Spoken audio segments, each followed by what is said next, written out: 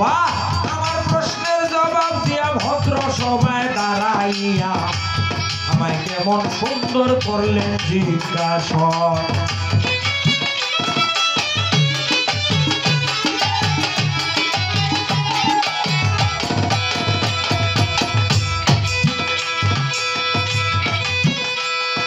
সর্বপ্রথম আল্লাহ পাকে এই শরীয়ত দিয়েছিলেন কাকে? সবাই আমায় করতে হবে বর্ণ,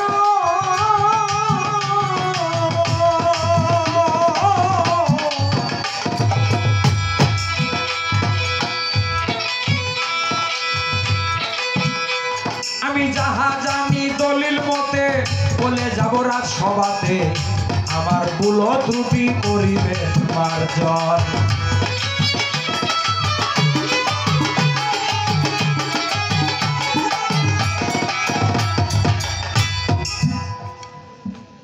আমার যাহা জিজ্ঞাসা ছিল, আমার এই প্রশ্নের জবাব দিয়া আমার কাছে একটি প্রশ্ন করা হয়েছে। সেই প্রশ্নটি হচ্ছে এই যে এই যে শরিয়ত, এই শরিয়ত আল্লাহ পাক রব্বুল আলামিন সর্বপ্রথম কার উপর ন্যস্ত করলেন? তিনি কাকে দান করলেন এই শরিয়ত? আপনারা জানেন আমাদের ধর্মমতে পৃথিবীতে সর্বপ্রথম মানুষ যিনি, তিনি হলেন আমাদের আদি পিতা আবুল বাশার। আবুল শব্দের অর্থ প্রথম, বাশার শব্দের অর্থ সুরতে মানুষ। সর্বপ্রথম মানুষ নামক যে সুরত আল্লাহ পাক রব্বুল আলামিন সৃষ্টি করলেন, তিনি হলেন হযরত আদম আলাইহিস সালাম। আদম আলাইহিস সালামকে সৃষ্টি করে তার ভিতরে প্রাণ দান করে রাখলেন কোথায়? বেহেশতে। এখন বেহেশত তো শান্তিময় স্থান, এইখানে সুখ স্বাচ্ছন্দ্যের কোনো শেষ নাই, আরাম আয়েশের কোনো শেষ নাই। তবুও বাবা আদমের অন্তরে শান্তি নাই, কি যেন একটা অভাব ওনার। তো আল্লাহ পাক তো অন্তর্যামী, তিনি অন্তরের খবর জানেন।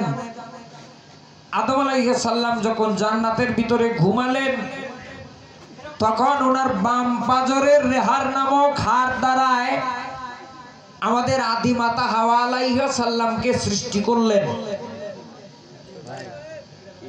সৃষ্টি করে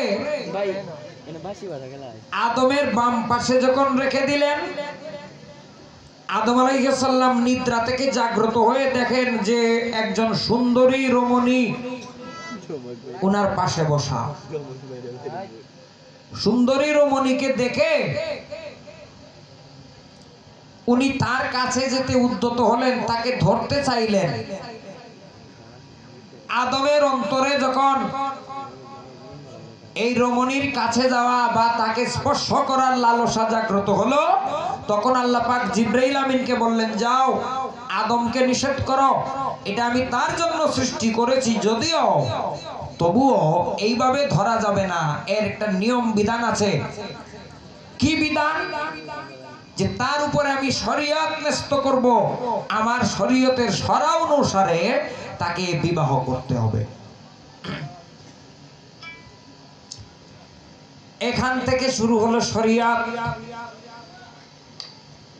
আদম আলাইহিস সালামকে জিবরাইল বললেন, আল্লাহ নিষেধ করেছেন, একে এইভাবে ধরা যাবে না, বিয়ে করতে হবে।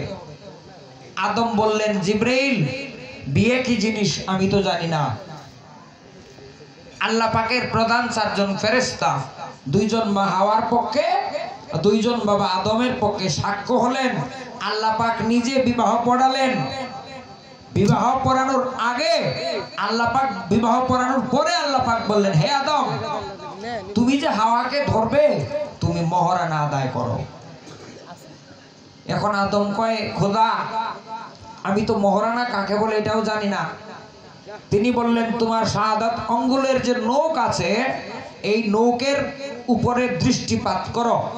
নখের উপরে দৃষ্টিপাত করলে এইখানে তুমি একটা ছবি দেখতে পাবে। এইখানে যে ছবিটা দেখবে এই ছবির উপর 11 বার মতান্তরে 21 বার দরুদ শরীফ পাঠ করো, তাহলেই তোমার মহারানা আদায় হয়ে যাবে।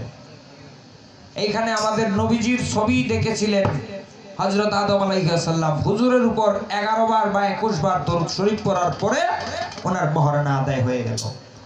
এই যে 4 জন সাক্ষী, 2 জন ছেলের পক্ষে 2 জন মেয়ে পক্ষে 4 জন সাক্ষী নিয়োগ করে 4 জন সাক্ষীর মাধ্যমে এজাব কবুল পড়াইয়া বিবাহ বন্ধনে একটি ছেলে একটি মেয়ে দুটিকে আবদ্ধ করা, এইটাই হলো আমার শরীয়তের একটা বিধান, একটা আইন। এখান থেকে শুরু হলো শরীয়ত। আদম এবং হাওয়াকে জান্নাতে আল্লাহ পাক পোশাক দান করলেন, এটাও শরীয়ত। তবে এই শরীয়ত পূর্ণাঙ্গ শরীয়ত ছিল না, এটা ছিল অপূর্ণাঙ্গ শরীয়ত। আমি এই শরীয়তের উপর যদি বিস্তারিত আলোচনা করতে যাই অনেক সময়ের দরকার, তাই ছেড়ে দিলাম। আদমের উপর আল্লাহ পাক সর্বপ্রথম এই শরীয়তকে ন্যস্ত করিয়াছিলেন। তিনি শরীয়তের প্রথম মানুষ, পৃথিবীরও প্রথম মানুষ। উনার উপরে এই শরীয়তের বিধান ছিল। তারপরে নূহ আলাইহিস সালাম, হযরত মুসা আলাইহিস সালাম, প্রত্যেকজন নবীর আমলে শরীয়তের এক একটা আইন পরিবর্তন হয়েছে। পূর্ণাঙ্গ শরীয়ত এসেছে আমাদের নবী, নবী করিম রউফুর রহিম হুজুর আকরাম সাল্লাল্লাহু আলাইহি ওয়াসাল্লাম।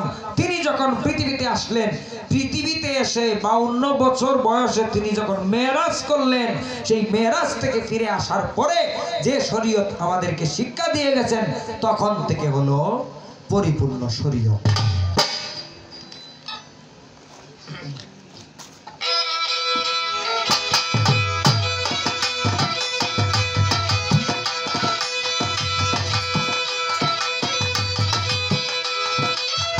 এই তো তার জিজ্ঞাসা ছিল, সবার মধ্যে পূরণ হলো, আশা করি রইল না গোপন।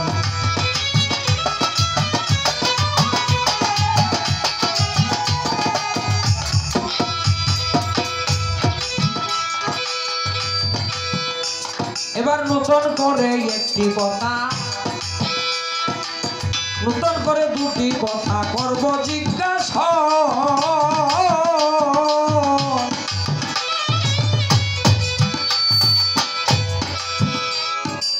মারিফত পেয়েছেন মাওলা আলী, সিরাজ ভাই গিয়াছেন বলি।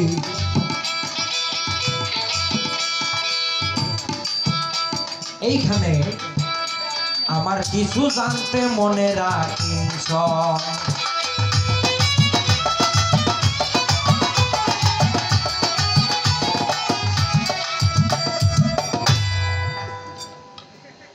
বলছেন যে মারেফত মাওলা আলী পেয়েছেন নবী পাকের কাছ থেকে। আমি জানতে চাই, ইতিহাসের মধ্যে আছে, এই কোন ফোরফোর এমন করে, এই সেরা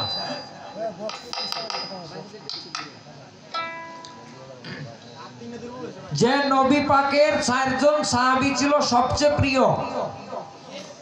কিতাবে পড়লে পাওয়া যায় হুজুরের সবচেয়ে প্রিয় সাহাবী ছিলেন 4 জন। একজন হলেন আবু বকর সিদ্দিক,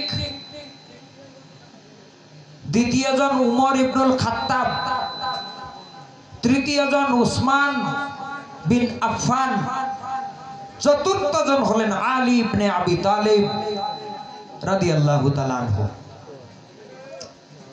এই 4 জন সাহাবীকে খোলাফায়ে রাশিদিন বলা হয়।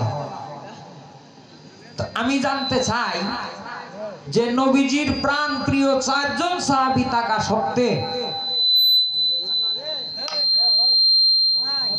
শুধু হযরত আলীকে মারেফত দান করলেন,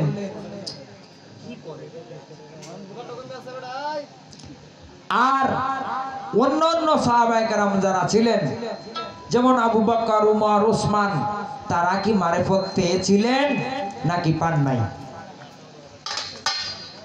যদি পেয়ে থাকেন তাহলে বলবেন তারা কার কাছে কতটুকু মারিফত ছিল।